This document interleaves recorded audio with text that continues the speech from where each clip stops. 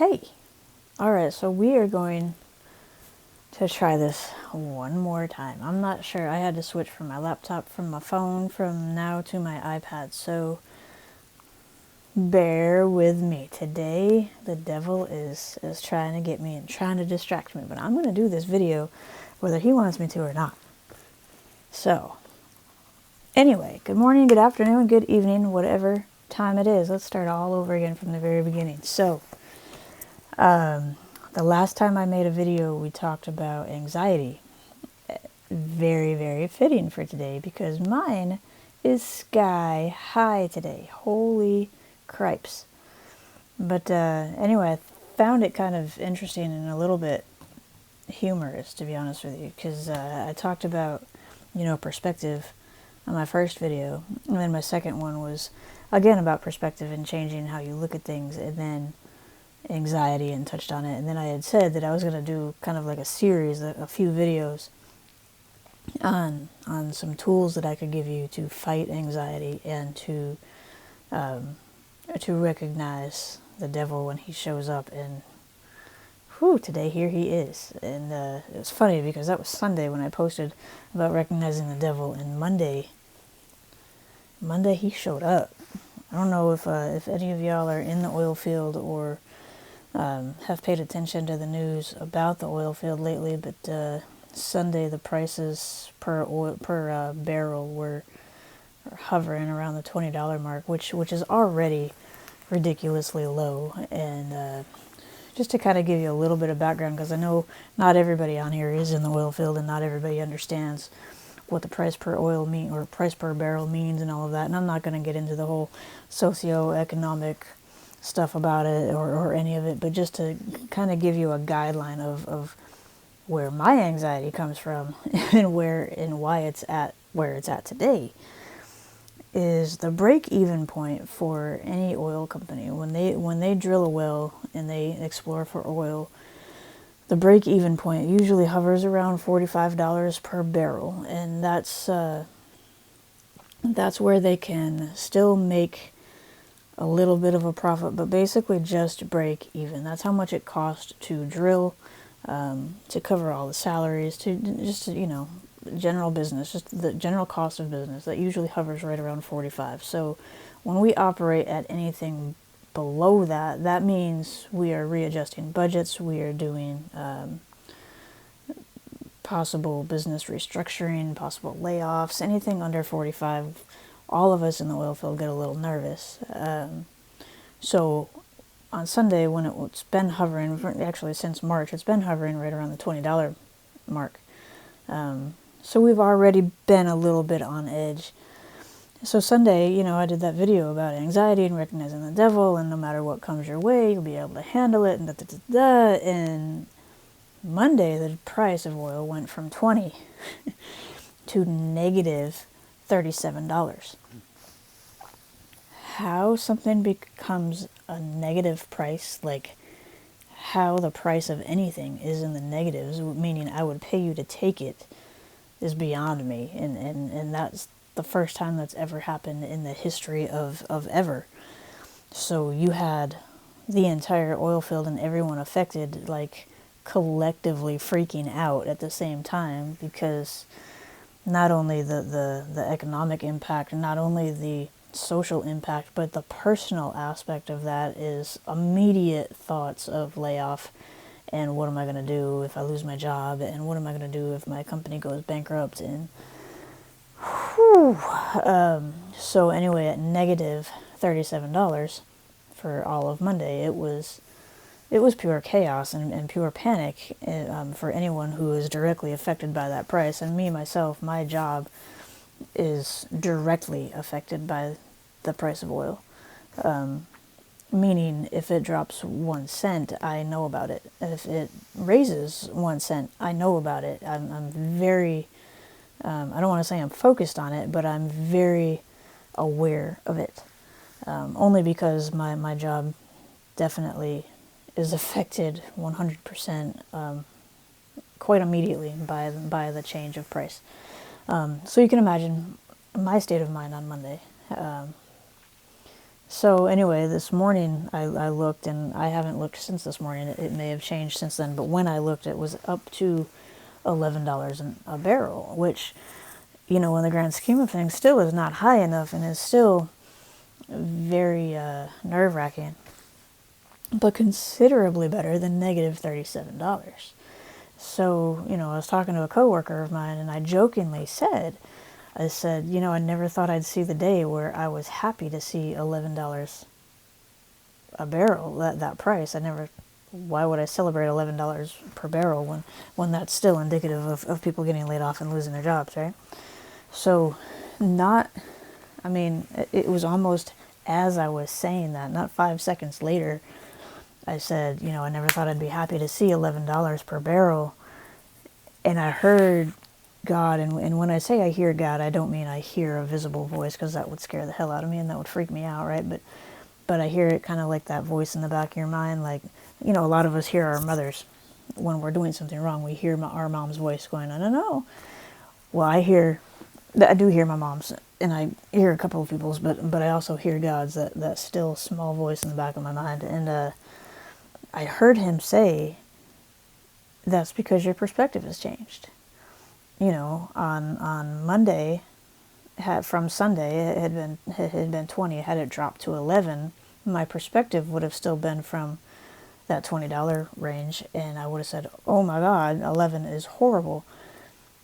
But when you're coming from a negative 37 and up to 11, your perspective is different, and it just kind of struck me as ironic, I guess, and kind of humorous, that I had just posted a video about changing your perspective. And here's a perfect example, right? So I got to thinking about that, and Monday, as I watched that price drop from 20 to 18 to 10 to 5 to $1, I freaked out when it was $1 and almost free, and then all of a sudden it was negative 37, and my entire day was ruined. I'll be honest. I sat up here.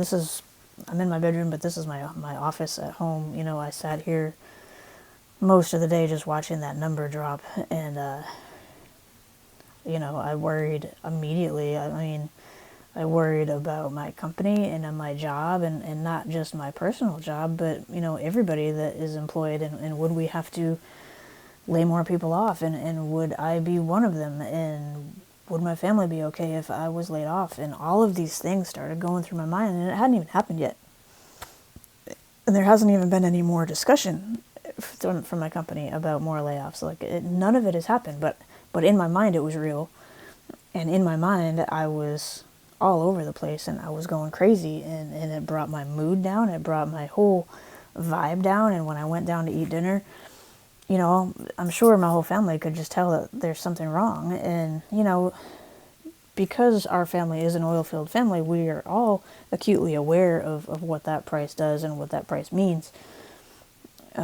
My job is a little bit more directly affected by it. The others are kind of indirectly affected. Mine would probably be affected first, and then theirs secondary, and thirdly. But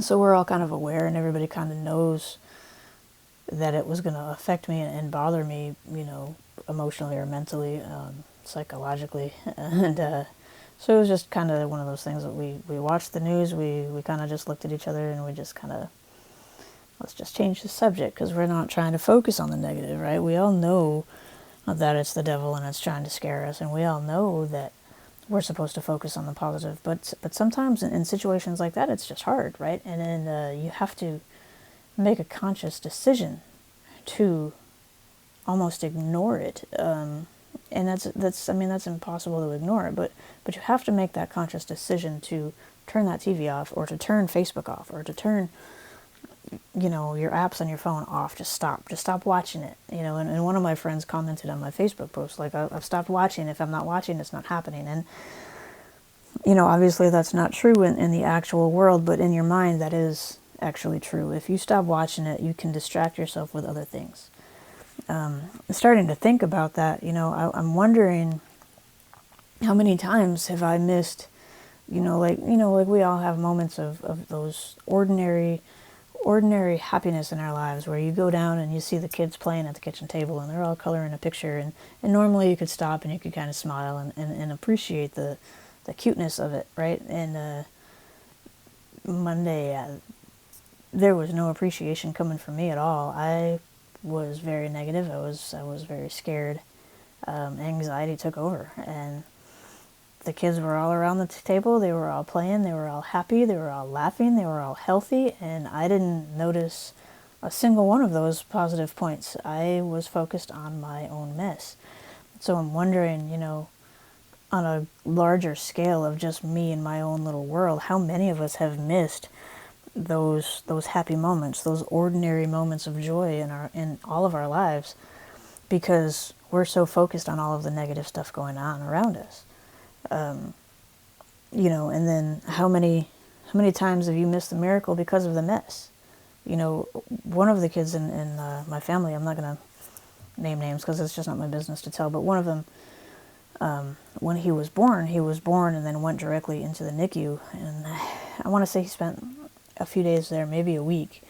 But it is quite a miracle that he is still here, and it's 3 years later, and he is bad, and he gets in trouble more times than he does anything else. He's just rambunctious, and he's got a lot of energy, and I wish I could bottle it up and sell it. But as frustrating and as irritating as that energy can sometimes be, especially when you're trying to work from home and keep a quiet environment, which is impossible when you have 2 toddlers in the house. I get frustrated, I get irritated, I lose my patience.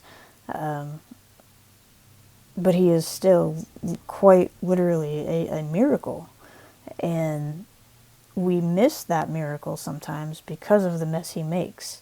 We hand him a brand new toy and we're think he's going to be so excited, and then he, within 30 seconds, breaks that toy, and us as adults, we get frustrated and discouraged and like, well, why do I even buy you any toys in the first place? And we're so focused on that. So again, we're missing the miracle that he is, just walking around, breathing every day. Whereas just 3 years ago, he was in NICU and strapped to tubes, and we didn't know what was going to happen. And now here he is, a healthy, very rambunctious, very lively 3-year-old boy. And we're missing that miracle because of the mess that he makes and because of the frustration that it causes us. And another thing that my anxiety has taken away from me, and I'm just going to speak personally about mine, and I'm sure if it's happening to me, it's happening to others. But another thing, I realize that it's taken away the opportunity to be a blessing, to be a blessing to others, because I'm so focused on my need of a blessing. So let's take Monday for example.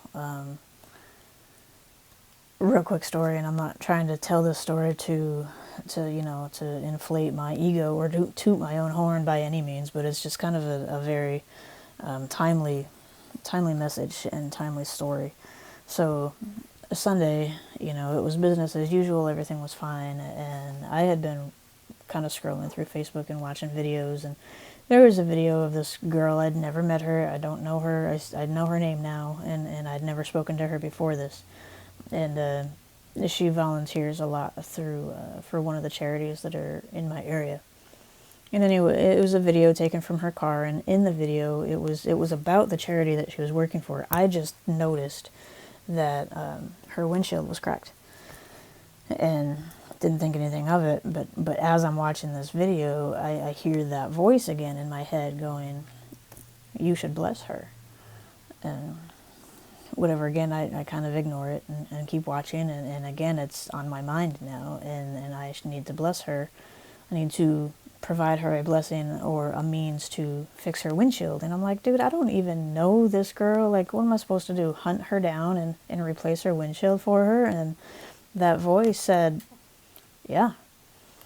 And I'm like, I'm not a creeper. That's just weird, right? I'm not going to do that. So, I ignore it. I shut Facebook off. I go to bed, and that night I couldn't sleep. I could not sleep because that girl's windshield was on my mind, and I was like, oh my God, are you serious? I really have to do this. So I reached out to somebody, a mutual friend of ours, to find out this girl's name. And then I did some Facebook stalking, and I ended up Facebook messaging this girl and telling her, like, look, I don't know you from Adam. This is just going to sound really weird, and don't think I'm crazy, but God is telling me to help you get a new windshield. And she replied, well, actually, that's part of the story too. It takes, when you message somebody that you're not friends with, it goes to like a different folder on Facebook Messenger, and so she didn't see it right away. So it took a couple of days for her to reply. I think I messaged her on Saturday, and she didn't reply.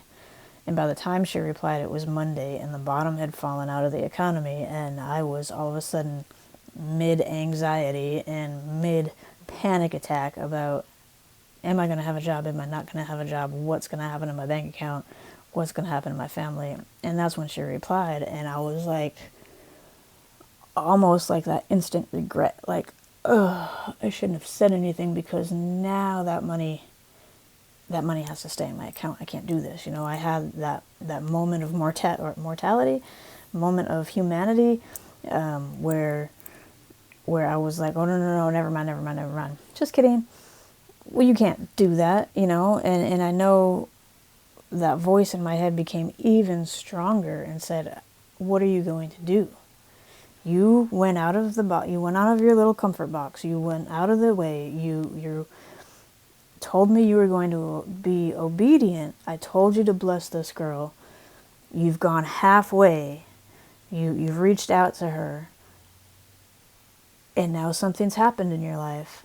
And now you have that doubt, and you have that fear, and you have that anxiety. And I literally heard him say, I'm watching for your reaction. And I touched on that a couple of days ago in a couple of different videos, where we can't control the situation, but we can control how we react. And it took me a minute to sit and think, and I talked to God about it, and I was like, look, you know my situation, and you know what could happen. And again, none of this has happened yet. None of this. I haven't been laid off. I haven't lost my job. I'm still working. There's my desk. I'm still at it. And in my head, though, I had already lost it. And in my head, I was already struggling when I'm not. And I sat there and I had to collect myself. And I read her reply. And her reply was, my family and I were just talking about this the other day, about how we were going to replace this windshield. And you are an answer to a prayer.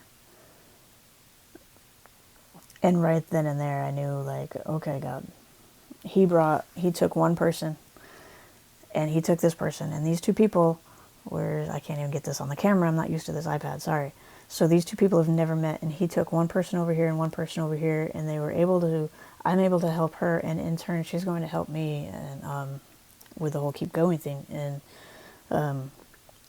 if his eyes are on two complete strangers that have nothing to do with each other, if his eyes are on the two of us, and that he can work out a way where we can help each other, then what is he going to do with millions of people around the world who all need help right now?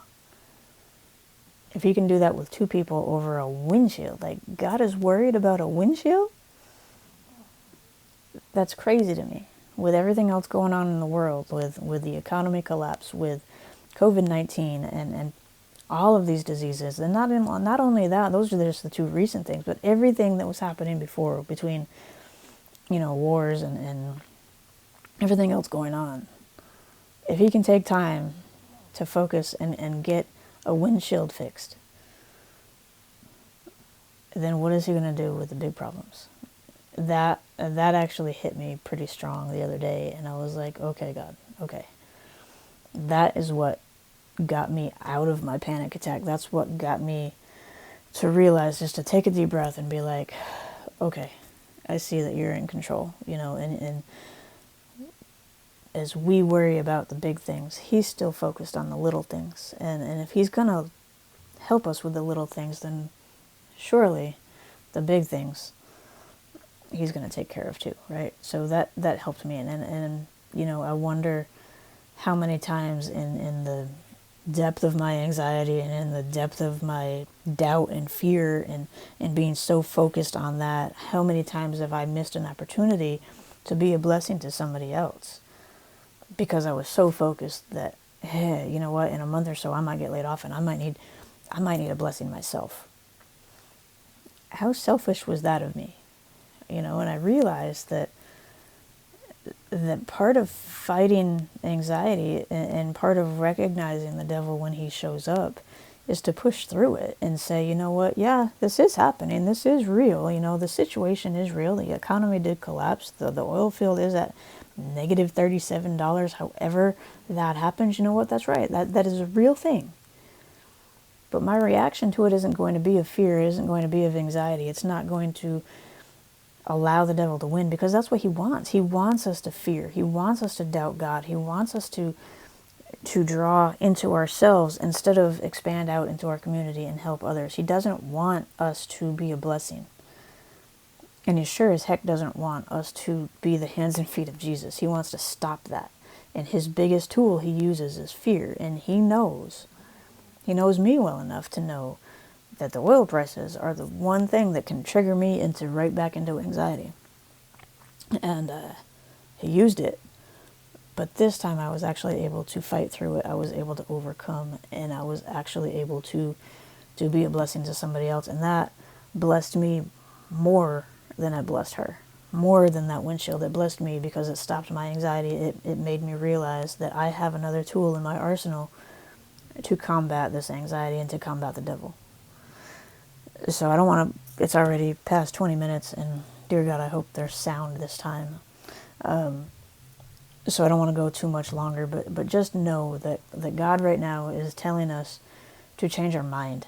The battle in our mind is our biggest battle of all. And if we can change our mind and change our perspective and fight through the anxiety and look above it, raise our eyes and look above the current situation and see the lesson in it, see the blessing in it, see where we can fight through and be a blessing to others. That is a big tool that we can put in our arsenal and that we can fight anxiety with. So I hope that blesses somebody today. I hope this actually works and gets out there. And I just want to say thank you to everybody for watching and sharing this video and subscribing on YouTube if you can. And just get the word out, because I'm trying to help as many people as possible. So thank you again, and keep going, and I will talk to you all soon. All right, bye-bye.